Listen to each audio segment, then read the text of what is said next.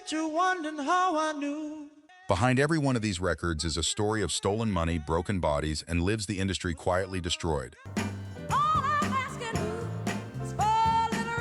Welcome to Rhythm and Legacy. Today we're exposing the dark, verified truth behind 10 of the greatest soul songs ever recorded. These songs changed history. The people who made them were robbed, silenced, and in some cases left to die, while the suits who owned their contracts built empires on their genius. I looked at you.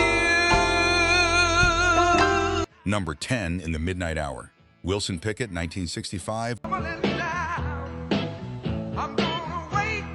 Wilson Pickett was born in a two-room shack in Alabama in 1941. His father was in prison before Wilson could walk.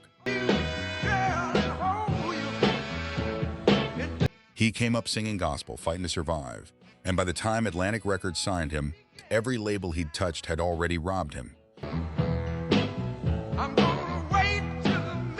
His first two Atlantic singles flopped, so producer Jerry Wexler sent him south to Stax Records in Memphis, where on May 12, 1965, Pickett sat in a room at the Lorraine Motel, the same motel where Martin Luther King Jr. would be assassinated 3 years later, and wrote In the Midnight Hour with Steve Cropper in a single evening. They recorded it the next day. It hit #1 R&B and sold over 1 million copies. Atlantic called him the Wicked Pickett. It was a marketing tool that followed him like a curse. Here is the dark truth. Atlantic owned the masters. Pickett spent years earning $17,000 a week in Vegas while spending $3,000 of it on drugs because the fame was real but the foundation was sand.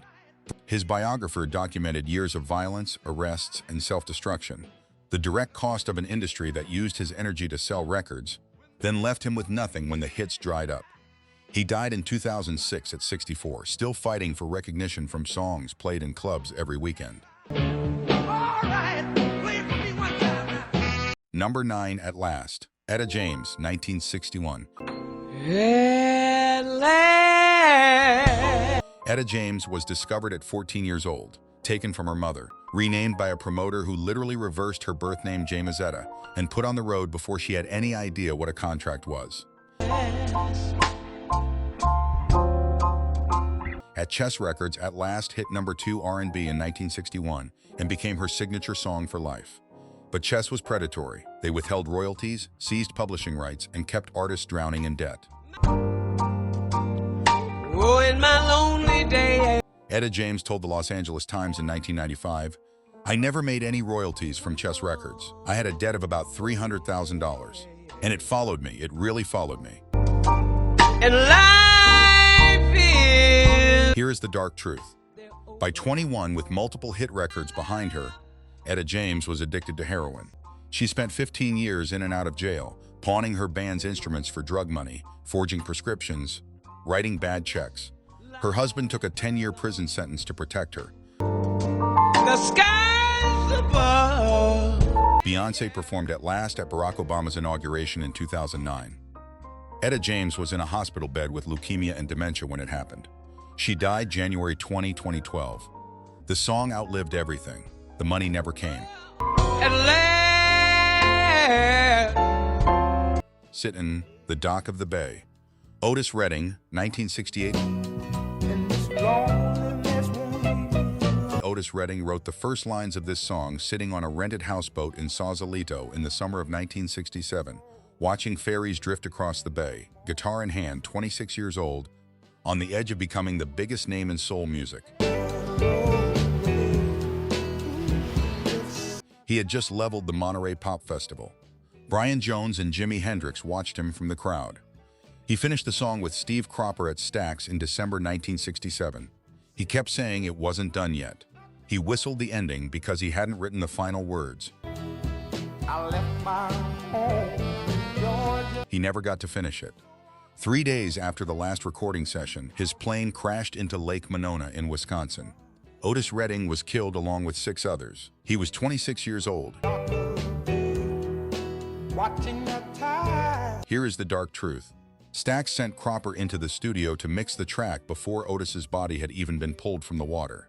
Cropper said later, They actually had me go in and finish the song up. They had not even found Otis's body yet. That's just the way record companies operate. Then I watch him roll away.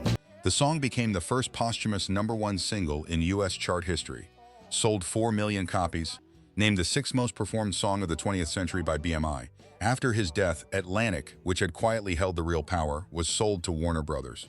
Stax discovered Atlantic's Atco division owned Redding's entire catalog, every master, every song, every cent.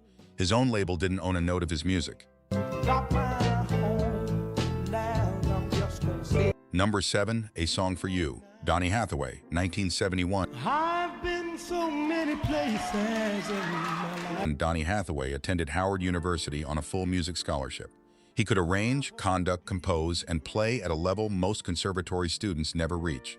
Atlantic's Jerry Wexler called him the third genius of the label, after Ray Charles and Aretha Franklin. Stevie Wonder said simply, when Donny sings any song, he owns it. 10,000 people watching. His 1971 version of A Song for You is about a performer confessing the gap between his public life and his private pain. No one in history has ever sung it more truthfully, because for Donny Hathaway, it was not a performance, it was a confession. Oh, your image of me. Here is the dark truth. At the height of his career, Hathaway was diagnosed with paranoid schizophrenia.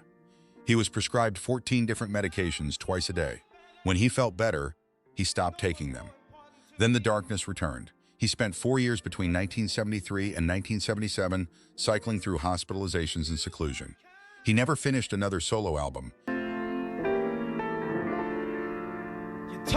He reunited with Roberta Flack in 1978. They were recording together when on January 13, 1979, Donny Hathaway fell from the 15th floor of the Essex House Hotel in New York City. He was 33. His death was ruled a suicide.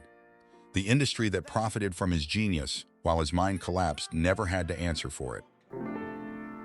Of a true love withholding. Number 6, Respect, Aretha Franklin, 1967. The song was not originally hers. Otis Redding wrote it in 1965, a man I'm begging his woman not to mistreat him. Aretha Franklin took it in April 1967 and turned a plea into a declaration. When Otis heard her version, he said, "That little girl done took my song away from me." But behind that song was a life in crisis. Columbia Records had mishandled Aretha for 6 years, recording her as a jazz singer instead of the gospel powerhouse she was. 0 real hits. When she finally signed with Atlantic and went to Muscle Shoals in 1967, she found her sound. But she was also trapped in a marriage to her manager Ted White, documented by multiple witnesses as physically abusive. Gospel legend Mahalia Jackson said publicly, "I don't think she's happy. Somebody else is making her sing the blues." Here is the dark truth. The same year, Respect hit #1 on both the pop and R&B charts and became the anthem of the civil rights movement. Aretha Franklin fell off a stage in Georgia and broke her arm. Her close friends said she was drunk. She had been drinking to numb a marriage that was quietly destroying her, while the world was calling her the Queen of Soul. The industry knew. Nobody stopped it.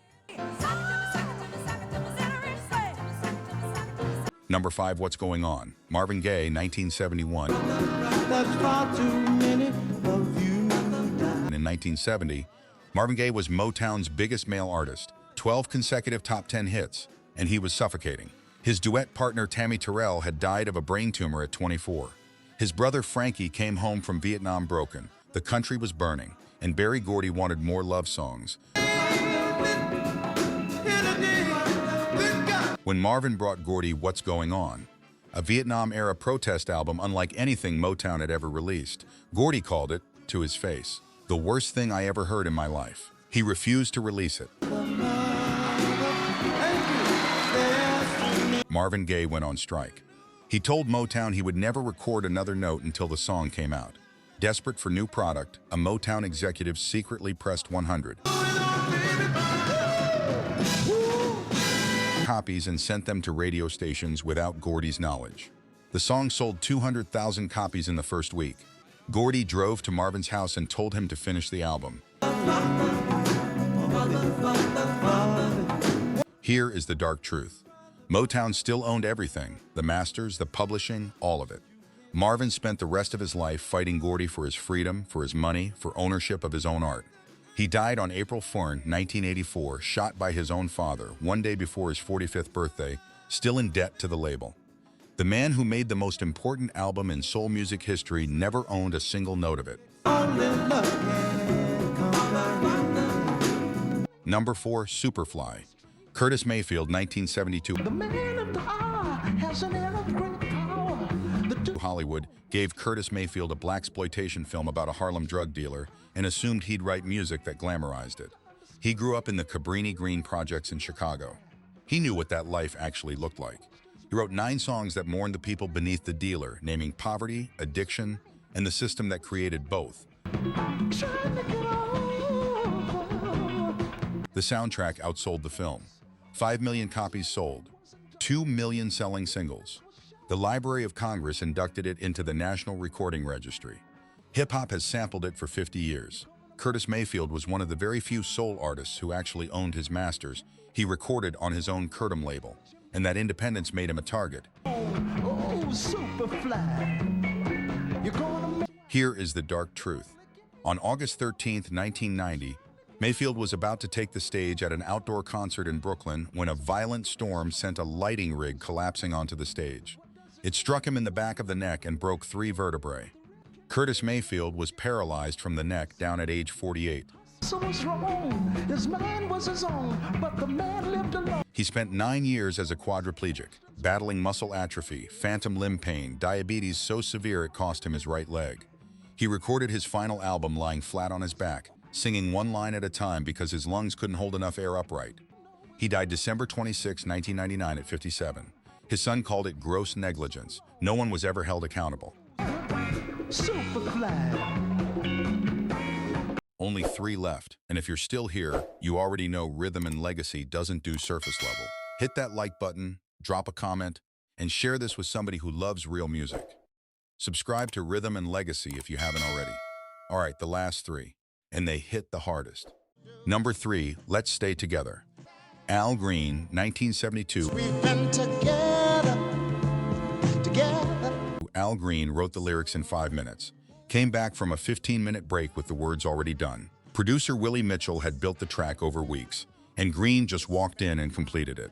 Mitchell pressed 500,000 copies. It went gold in 4 days. Number 1 pop and R&B. In a Fair World, a record that perfect sets its creator up for life. Here's the dark truth.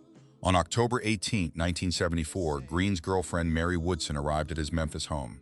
What he didn't know, what he had never known, was that she was already married with children back in New Jersey. She had left her family to pursue him after meeting him at a prison concert. That night, she asked him to marry her. He said no. Ooh, baby. She went to the kitchen. She came back with a pot of boiling grits. She threw it on his back while he was undressing for a bath. Second-degree burns across his back, stomach, and arms requiring multiple skin grafts. Then she walked into the bedroom, picked up Al Green's own handgun, and shot herself dead. So brand new. Green spent months recovering. He became an ordained minister by 1976 and spent 2 decades making gospel records. Let's Stay Together went on to appear in Pulp Fiction, at a presidential fundraiser, and in dozens of films and TV shows. The story of how the man who sang it was broken in the process, that part never makes the playlist. Why people break up. Number 2, A Change Is Gonna Come. Sam Cooke, 1964. I was born by the river. Sam Cooke wrote this song after being turned away from a whites-only Holiday Inn in Shreveport, Louisiana, while on tour. He stood outside that hotel and felt something crack open. He had heard Bob Dylan's Blowin' in the Wind on the radio and thought, if a white kid from Minnesota can say this about Black America, I have no excuse for silence. It's been a long. He was the rare black artist with real business power. His own label, his own masters, growing ties to the civil rights movement and to Malcolm X. He was becoming too independent, too visible, too dangerous. I've been running. Here is the dark truth. On December 11, 1964, days after A Change Is Gonna Come was released, Sam Cooke was shot and killed at the Hacienda Motel in Los Angeles. He was 33 years old. The motel manager claimed self-defense. The woman who had been with him that night ran from the scene wearing only his coat and was never charged. The physical evidence contradicted the official account in multiple places. His death was ruled justifiable homicide. No trial, no accountability. His family never believed the story. His friends never believed it. Some researchers have pointed to his growing business power and proximity to the civil rights movement as possible factors. A Change Is Gonna Come became the anthem of the Selma March. It still plays at every moment America confronts its oldest wounds. Sam Cooke was 33 years old. He was becoming too powerful, and he died in a motel parking lot with no answers. In a little tent. Number 1, I Heard It Through the Grapevine. Gladys Knight and the Pips, 1967. Ooh, I bet you're wondering how I knew. Most people think of Marvin Gaye when they hear this song. That is exactly the problem, and it was not an accident. About your plans to make me blue. Grapevine was written in 1966 by Norman Whitfield and Barrett Strong. Motown shelved versions by Smokey Robinson and then by Marvin Gaye. Then Gladys Knight and the Pips recorded it in October 1967. Raw, urgent, devastating. Knight's voice riding the groove like she was outrunning something real. It took me by surprise. Berry Gordy released that version. It hit number 2 pop and number 1 R&B for 6 weeks, the biggest Motown hit of 1967. Gladys Knight owned that moment. With some other guy you knew before. Then, without telling her, Gordy went back and released Marvin Gaye's shelved version in November 1968. It hit number 1 pop for 7 weeks and became one of the best-selling Motown singles in history. Her version, the original, was buried. Between the two of us guys, you know I love you. Here's the dark truth. Gladys Knight and the Pips had been at Motown since 1966 under the standard contract. Artists on salary, label owns the masters, label owns the publishing. Among the hardest working acts in the entire catalog. None of them got rich from those years. When their contract expired, Gordy fought to keep them. She finally broke free, signed with Buddha Records in 1973, and immediately won the Grammy for Best R&B Vocal Performance for Midnight Train to Georgia. Not much longer would you be. The Motown years built her name. The Motown contracts took everything else.